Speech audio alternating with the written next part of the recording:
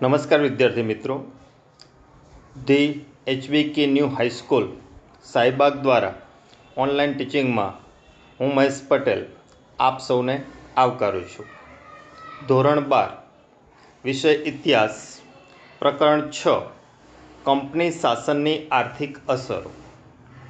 આ પ્રકરણની અંદર આપણે છેલ્લે જમીન મહેસૂલ વિષયક નવી જે અંગ્રેજોએ વિકસાવેલી પદ્ધતિઓ હતી જેની અંદર કાયમી જમાબંધી અને રૈયતવારી પદ્ધતિ સુધી અભ્યાસ કરી ચૂક્યા હતા।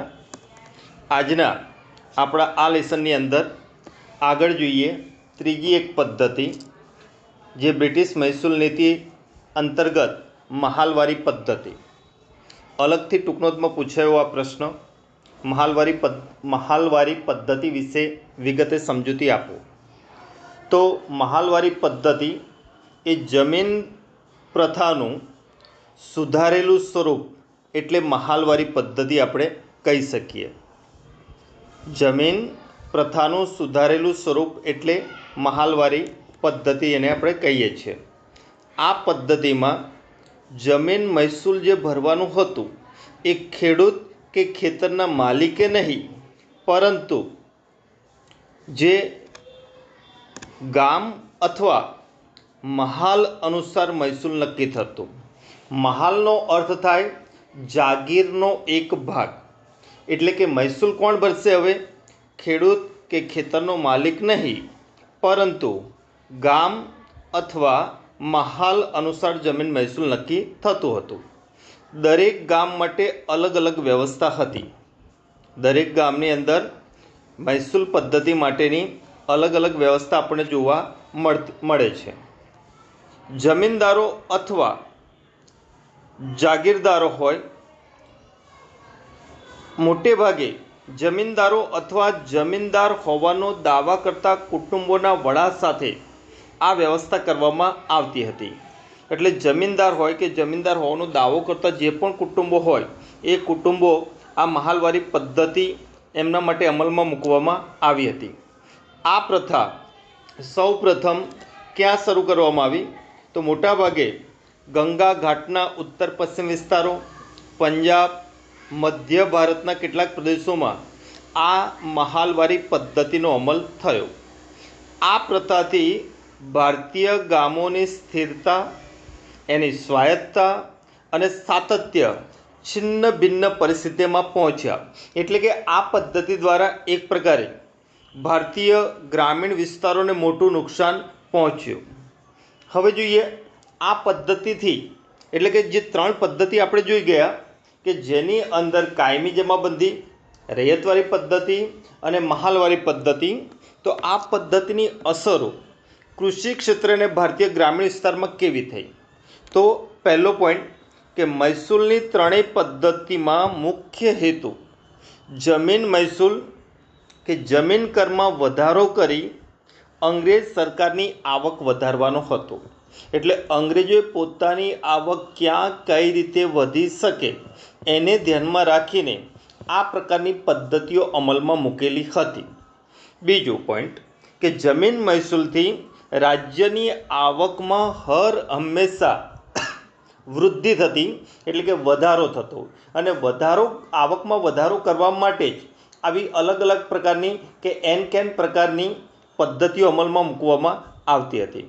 સરકારે પોતાના કુલ આવકના 50% રકમ જમીન કરમાંથી મળતી હતી। એટલે અંગ્રેજ સરકારને જે પણ અલગ અલગ ક્ષેત્રોમાંથી આવક મળતી, જે પૈકીની 50% રકમ જમીન કરમાંથી એ લોકોને પ્રાપ્ત થતી, એટલે કે મહેસૂલ દરો દ્વારા પ્રાપ્ત થતી હતી। અંગ્રેજો સમયે સમયે જમીન મહેસૂલ ન ભરતા ખેડૂતોને જુદા જુદા પ્રકારની યાતના, ત્રાસ આપવામાં આવતો હતો કે જેને કારણે ખેડૂતો કાયમી જમીન મહેસૂલ ભરવા માટે ફરજિયાત બનતી, અને જો જમીન મહેસૂલ ન ભરે તો એમના ખેતીના પાકોની જપ્તી થતી અથવા દંડ અને સજા થતા। આ સમયે ભારતમાં ન્યાય પદ્ધતિ પણ ભ્રષ્ટ હતી અને મોટાભાગે ન્યાય પદ્ધતિ હર હંમેશા અંગ્રેજોની તરફેણમાં જ રહેતી। તેથી ખેડૂતોને ન્યાય મળવાની આશા પણ ઠગારી નીવડતી અથવા ન્યાય માટે એ લોકોને કોઈ આશા રહેતી ન હતી. એટલે એક પ્રકારે ત્રણેય જમીન મહેસૂલ પદ્ધતિ કે જે અંગ્રેજોએ પોતાની આવક વધારવા, ભારતીય લોકો, ભારતીય ખેડૂતો વગેરેનું શોષણ કરવા માટે અમલમાં મૂકેલી પદ્ધતિ હતી એમ કહી શકાય. હવે આગળનો નવો પોઈન્ટ જોઈએ કે આવી કૃષિ પદ્ધતિઓને લીધે ભારતીય કૃષિ ક્ષેત્રે સ્થગિતતા આવી. એટલે અહીંયા ટૂંકો પ્રશ્ન આપણા માટે, મોટો પ્રશ્ન બને આપણા માટે કે ભારતીય કૃષિ ક્ષેત્રે સ્થગિતતા સાથી આવી. તો એના માટે તમારે જવાબ સમજાવવાનો છે, જે પોઈન્ટ આપે એ પ્રમાણે. તો એમાં પહેલો પોઈન્ટ કે ભારત એક કૃષિ પ્રધાન દેશ છે. ભારતીયોનું સુખ, દુઃખ, વર્તમાન અને ભવિષ્યનો આધાર એ ખેતી છે. જો ખેત ઉત્પાદન પ્રતિવર્ષ સારું રહ્યું હોય તો ખેડૂતો ખુશખુશાલ રહે અને ચારે તરફ સમૃદ્ધિના દર્શન થાય. પરંતુ નબળા વર્ષમાં, દુષ્કાળમાં કે પૂર પ્રકોપ જેવી આપત્તિઓમાં ભારતની અંદર ભૂખમરાના દ્રશ્યો જોવા મળતા. કારણ કે આવી પરિસ્થિતિમાં પણ અંગ્રેજો મહેસૂલ ખેડૂતો પાસે ફરજિયાતપણે ભરાવતા, વત્તા ખેત સુધારણા કે ખેડૂતના વિકાસમાં અંગ્રેજો કોઈ પણ પ્રકારના પગલાં કે નાણાકીય ખર્ચ કરતા ન હતા. એટલે એકંદરે ભારતની અંદર દુર્દશા વ્યાપક બનતી. 18મી સદી સુધી કૃષિ અને ઉદ્યોગમાં એક પ્રકારનો તાલમેલ હતો. એટલે મોટાભાગે કૃષિ ક્ષેત્રે જે પ્રકારના ઉદ્યોગો હતા એ ઉદ્યોગોના અનુસંધાનમાં કૃષિ ઉત્પાદન થતું, અને એ પ્રકારે કૃષિ ઉત્પાદન સારું તો ગૃહ ઉદ્યોગોને કાચો માલ મળે અને વેપાર પણ સારો થાય, તો એ પ્રકારનો તાલમેલ રહેતો. ભારત જ્યાં ખેતીવાડીમાં આગળ હતો ત્યાં હુન્નર ઉદ્યોગો પણ વિશ્વમાં આગળ પડતા હતા. ખેતીવાડી જ્યાં વધુ સમૃદ્ધ હતી, વધુ સારું ઉત્પાદન થતું, હુન્નર ઉદ્યોગોને કાચો માલ મળતો, અને એને કારણે હુન્નર ઉદ્યોગ થકી ભારત વિશ્વમાં આગળ પડતું અને ગૌરવશાળી સ્થાન ભોગવતો હતો. પણ જ્યાં ખેતીવાડી અંગ્રેજોને શોષણનો ભોગ બની ઉદ્યોગોને કાચો માલ મળતો બંધ થયો, એટલે ખેતીવાડી પડી ભાગતા હુન્નર ઉદ્યોગો પણ પડી ભાગ્યા એમ ચોક્કસ જોવા મળે છે. અંગ્રેજોએ હુન્નર ઉદ્યોગોને તોડી પાડ્યા ત્યારે કારીગરો બેકાર બન્યા. કારણ કે હુન્નર ઉદ્યોગો થકી લોકો રોજગારીને આવક મેળવતા, પણ હુન્નર ઉદ્યોગો પડી ભાગ્યા એટલે કારીગરો બેકાર બન્યા. બેકાર કારીગરો ગામડામાં પરત ફર્યા. ગામડાની અંદર જમીન અને ખેતીમાં આશરો લેવાનું આ બેકાર કારીગરોએ વિચાર્યું, જેમાંથી કેટલાક કારીગરો ખેડૂતો બન્યા તો મોટાભાગના કારીગરો ખેત મજૂર બન્યા. કારણ કે એમના હસ્તક ખેતીલાયક જમીન પ્રાપ્ત ન થઈ એટલે જમીનદારોના ખેતરોમાં ખેત મજૂરી કરવા લાગ્યા. અંગ્રેજોએ દાખલ કરેલી જમીન મહેસૂલી વ્યવસ્થાથી પણ આ ખેડૂતો અસર પામ્યા. કારણ કે ગામડામાં ખેતી કરવા આવ્યા, બીજી બાજુ નવી જમીન મહેસૂલ પદ્ધતિ આવી, તો એની અસર પણ આ જે ખેડૂત અને ખેતમજૂર બન્યા એ અસર હેઠળ આવી ગયા. બીજી તરફ વસ્તી વધારાએ પણ જમીન પર દબાણ ઊભું કર્યું. વસ્તી વધારો વધતો ગયો એટલે ખેતી ક્ષેત્રે જે ખેતી કરનાર વર્ગ છે એ વર્ગ ઉત્તરોત્તર વધતો ગયો. ભારતની રાષ્ટ્રીય આવક, વિદેશ વેપાર, ઔદ્યોગિક વિસ્તાર વગેરે ક્ષેત્રો ભારતીય કૃષિ પર આધારિત હતા. એટલે જો પ્રતિવર્ષ કૃષિ ઉત્પાદન સારું થાય તો રાષ્ટ્રીય આવક, વિદેશ વેપાર અને ઔદ્યોગિક ક્ષેત્રોનો વિસ્તાર થતો. જેમ કે 1975માં કુલ રાષ્ટ્રીય આવકમાં 55%થી 65% આવક કૃષિ ક્ષેત્રની માનવામાં આવે છે. એટલે કે દેશને જે અલગ અલગ ક્ષેત્રોમાંથી આવક થઈ હોય એ પૈકીની 55%થી 65% આવક તો કૃષિની માનવામાં આવે છે. જ્યારે નિકાસમાં આપણે જોઈએ તો 1901માં નિકાસ કરવામાં આવેલી વસ્તુઓમાં 75% કૃષિ સંબંધિત વસ્તુઓની નિકાસ થઈ હતી. આ નિકાસમાં મોટાભાગે સુતરાઉ કાપડ, શણ, ચા, ખાંડ અને અન્ય કૃષિ સંબંધિત વસ્તુઓની નિકાસ વિદેશમાં થતી હતી. અંગ્રેજ શાસકોએ વધુ ધન મેળવવા અને મહેસૂલી આવક વધારવા ભારતીય હિતોની, ભારતીય કૃષિની, ભારતીય હુન્નર ઉદ્યોગની હર હંમેશા ઉપેક્ષા કરી, જેના કારણે ભારતની ખેતી, વેપાર અને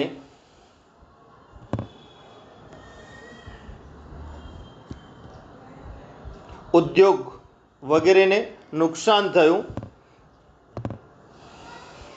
કારીગરો અને વેપારીઓ પાયમાલ થયા. બીજી તરફ અંગ્રેજોએ અલગ અલગ સમયે અલગ અલગ નીતિ અપનાવી કે જેમાં ઇનામ કમિશન ભારતમાં આવ્યું. એ કમિશને કરેલી ભલામણો મુજબ કોઈપણ વ્યક્તિને કે સંસ્થાને દાન કે અન્ય કારણોસર અપાયેલી જમીન સરકારે જપ્ત કરી લીધી. માનો કે કોઈ ધાર્મિક સંસ્થા છે, એને દાન સ્વરૂપે કે અન્ય કારણોસર જમીન પ્રાપ્ત થઈ હોય કે કોઈ વ્યક્તિને એ પ્રકારે જમીન પ્રાપ્ત થઈ હોય તો ઇનામ કમિશને દાન કે ભેટમાં કે અન્ય કારણોસર અપાયેલી જમીનો જપ્ત કરવા લાગ્યા. આથી ઘણા જમીનદારો જમીન વિહોણા બન્યા અને આનાથી ખેડૂતોની દુર્દશા વધી. બીજી તરફ કાયમી જમાબંધી અને થોમસ મનરોની રૈયતવારી પદ્ધતિ, આ બંને જમીન મહેસૂલ પદ્ધતિ, અને આ બંને પદ્ધતિઓએ જૂના જે જમીનદારો હતા એ જૂના જમીનદારોને તથા ખેડૂત વર્ગને પાયમાલ કરી કાઢ્યા. કેટલાક ખેડૂતો સાહુકારોની વ્યાજ પ્રથાનો ભોગ બન્યા અને પાયમાલ બન્યા. માનો કેવી રીતે? તો મોટાભાગે ખેડૂતો હોય એ ખેત ઉત્પાદન સારું મળ્યું ન હોય તો જમીન મહેસૂલ ભરવા માટે સાહુકારો પાસેથી વ્યાજે રૂપિયા લેતા. બીજા વર્ષે ખેત ઉત્પાદન ઘટ્યું અથવા યોગ્ય ખેત ઉત્પાદન ન મળ્યું, સાહુકારો પાસેથી વ્યાજે રૂપિયા લઈ પાછા જમીન મહેસૂલ ભરે. તો બીજી બાજુ સાહુકારો છે એ વ્યાજને કારણે એ લોકોનું દેવું વધતું ગયું, એટલે ખેડૂતોની જમીન સાહુકારોએ વ્યાજ પેટે ખાલસા કરી, વ્યાજ પેટે જમીન હડપ કરી. એટલે ખેડૂતો વધુને વધુ દેવાદાર અને જમીન વિહોણા બન્યા અને એને કારણે એમની દુર્દશા દિન પ્રતિદિન ખરાબ થતી જતી જોવા મળતી હતી. ખેડૂતો ક્યારેક કપાસ અને શણ જેવા રોકડિયા પાકોનું ઉત્પાદન તરફ વળતા અનાજની અછત સર્જાઈ. કારણ કે ઔદ્યોગિક ક્રાંતિ ઇંગ્લેન્ડમાં શરૂ થઈ. ભારતમાંથી કાચો માલ કપાસ હતો, શણ હતો, અન્ય તેલીબિયાના પાકો હતા, એટલે એનું સારી આવક મળતી. એટલે ખેડૂતો વર્ગ છે એ કપાસ, શણ જેવા રોકડિયા પાકોના ઉત્પાદન તરફ વળ્યા. અનાજનું ઉત્પાદન ઘટ્યું, જેને કારણે અનાજની અછત સર્જાઈ. અને બીજી તરફ ભારતીય કૃષિ ઉદ્યોગનું વેપારીકરણ થયું. એટલે કે વધુ આવકના હેતુથી કે વેપાર દ્વારા વધુ આવક મેળવવાના હેતુથી કૃષિ ક્ષેત્રે વેપારીકરણ થયું એમ કહી શકાય. એટલે કે રોકડિયા પાકો અને તેલીબિયાના પાકોનું ઉત્પાદન વધતું ગયું. રોકડિયા પાકો, તેલીબિયાના પાકોની સાથે સાથે ચા, કોફી, ગળી અને શણની ખેતી માટે બ્રિટિશ મૂડીપતિઓએ ભારતમાં બગીચા ઉદ્યોગ વિકસાવ્યો. કારણ કે એ લોકો બ્રિટિશ મૂડીપતિઓ છે એમને પણ વધુ આવક મેળવવા, ઇંગ્લેન્ડને કાચો માલ પૂરો પાડવા માટે ભારતની અંદર જે બગીચાઓ હતા કૃષિ ક્ષેત્રે એ બગીચા ઉદ્યોગ વિકસાવ્યો. બજારમાં વેચવા માટે ખાસ કરીને ચા, કોફી જેવા પીણાના પાકો, કપાસ, શણ, શેરડી જેવા રોકડિયા પાકો, મગફળી, સરસવ જેવા તેલીબિયાના પાકો ઉત્પાદિત થવા લાગ્યા. તથા સરકારે એને ઉત્તેજન પણ આપ્યું, કારણ કે ઉદ્યોગોને કાચો માલ પૂરો પાડતા હતા. આમ જુઓ તો કૃષિ ક્ષેત્ર સ્થગિતતા માટે ઐતિહાસિક, રાજકીય, આર્થિક, સામાજિક પરિબળોને પરિણામે ભારતીય ખેતીવાડીનું આધુનિકીકરણ કરવાનો માર્ગ અવરોધાયો.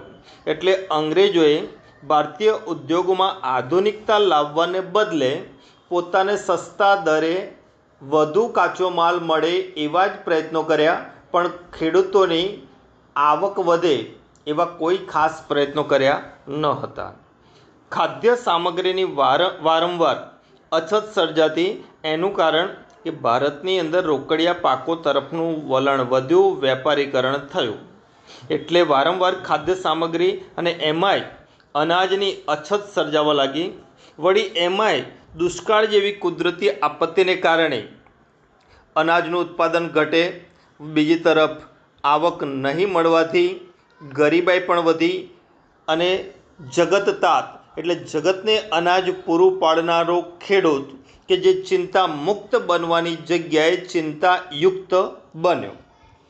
તો વિદ્યાર્થી મિત્રો, આજના મહત્ત્વના 2 પ્રશ્નો કે જેની અંદર મહાલવારી પદ્ધતિ વિશે સમજૂતી આપો.